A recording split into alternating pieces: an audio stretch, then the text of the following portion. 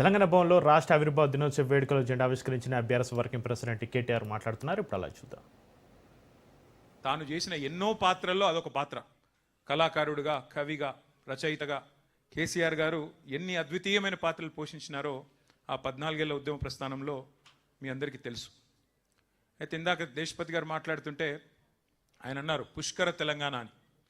మరి పుష్కర తెలంగాణ ఇవాళ ముష్కరుల పాలైంది.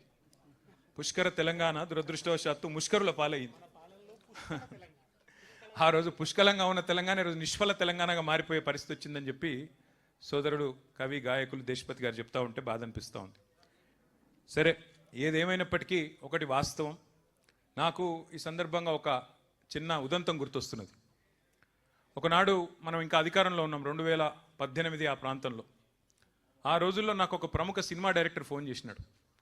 ఫోన్ చేసి, నేను కేసీఆర్ గారి మీద ఒక సినిమా తీయాలనుకుంటున్నానండి, కేసీఆర్ గారి పోరాటము, కేసీఆర్ గారి జీవితము, ఆయన మీద ఒక సినిమా తీయాలనుకుంటున్నాను నన్ను అడిగిండు. అడిగితే నేను అన్నాను, అది నేను సమాధానం చెప్పలేని ప్రశ్న సార్, నేను సార్ని అడుగుతాను, అడిగి వారి సమాధానం మీకు చెప్తా అని చెప్పిన.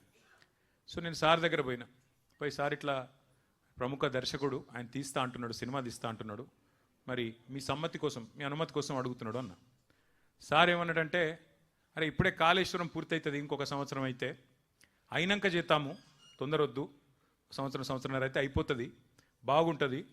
కాళేశ్వరం అనే ఒక అద్భుతమైన, ఎందుకంటే సాగునీరు లేని తెలంగాణలో గోదావరి నీళ్లు మన బీళ్లకు మళ్ళితే దానికంటే మించిన ఆనందకరమైన దృశ్యం ఏముంటుంది, కాబట్టి కాళేశ్వరం ప్రాజెక్ట్ అయినాక చేద్దామని చెప్పు అన్నాడు. నేను అదే మాట దర్శకుడికి చెప్పిన. ఆయన అన్న మాట ఏం తెలుసా నాతో ఆ రోజు, సార్ కాళేశ్వరం కట్టొచ్చు, ఆ తర్వాత పాలమూరు రంగారెడ్డి కట్టొచ్చు, ఇంకోటి కట్టొచ్చు, ప్రపంచంలో ఎక్కడ లేని అద్భుతాలు కేసీఆర్ గారు ఆవిష్కరిస్తారు కావచ్చు, కానీ నాకు వాటన్నిటితో పట్టలేదు సార్. నాకు స్ఫూర్తి ఏంది, ఈ సినిమా తీద్దాం అనుకునేందుకు నాకు ఉత్తేజం ఎక్కడ కలిగింది అంటే, అన్ని ప్రతికూలతలను మొత్తాన్ని ఛేదిస్తూ అల్టిమేట్గా మిషన్ ఇంపాసిబుల్ అనుకున్న తెలంగాణను కేసీఆర్ ఏదైతే సాధించిండో, నా దృష్టిలో జూన్ 2, 2014 అతిపెద్ద విజయం సార్ కేసీఆర్ది. ఇక ఆ తర్వాత ఆయన ఏం చేసినా, ఎన్ని చేసినా నాకు అది పెద్ద ముచ్చట కాదు సార్ అన్నాడు. ఇంకా ఆ మాట అంటూ ఇంకొక మాట అన్నాడు ఆయన, కేసీఆర్ అనే 3 అక్షరాల ముందు సీఎం అనేది చాలా చిన్నది సార్, చాలా చిన్న పదవి అది, కేసీఆర్ అనే 3 అక్షరాలు లేకుంటే ఇలా తెలంగాణ ఎక్కడిస్తారు అన్నాడు. నేను ఇదే మాట కేసీఆర్ గారికి చెప్పిన. చెప్తే ఆయన నిజంగానే ఆశ్చర్యపోయాడు. నిజంగా మాట అన్నాడు అన్నాడు. అవును సార్ అట్లే అన్నాడని చెప్పిన. అంటే ఇవాళ ఆయన మన మధ్యలో ఉన్నారు, లివింగ్ లెజెండ్ కేసీఆర్ గారు.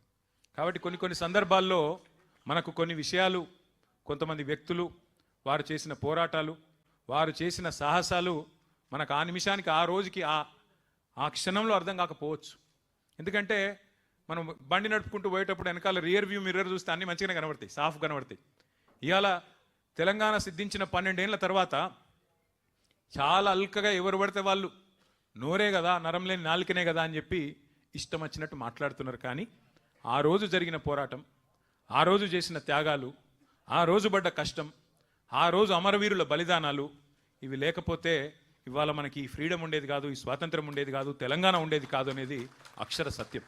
అందుకే కుట్రలను ఛేదించి, కుతంత్రాలను అధిగమించి, దేశ రాజకీయ వ్యవస్థనే మెప్పించి, ఒప్పించి ఒక సుదీర్ఘ స్వప్నాన్ని సాకారం చేసుకున్న ఒక అద్భుతమైన ఘట్టం ఈరోజు ఆవిష్కరించబడ్డ రోజు, మన జూన్ 2, 2014.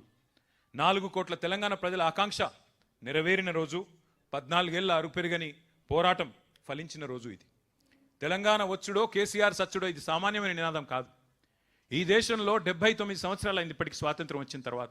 ఒక్క రాజకీయ నాయకుని చూపెట్టండి నాకు, నేను ఎంచుకున్న మార్గం నుంచి తప్పుకోను, ఎత్తిన జెండా దించను, దించితే రాళ్లతో కొట్టి చంపే అధికారం మీకే ఇస్తున్నా అన్న ఒక్క నాయకుడు భారతదేశంలో ఎవరైనా ఉన్నారా?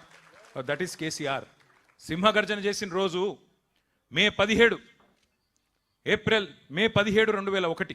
ఆ రోజు కేసీఆర్ గారు నోటెమ్మడ వచ్చిన మాట, ప్రజాస్వామ్య పద్ధతుల్లో తెలంగాణ సాధిస్తాం, కానీ నేను గనక ఒకవేళ తప్పుకుంటే ఈ ఉద్యమం నుండి నన్ను కూడా రాళ్లతో కొట్టి చంపే అధికారం తెలంగాణ ప్రజలకిస్తున్నా అనే ధీరోదాత్తుడు కేసీఆర్ గారు.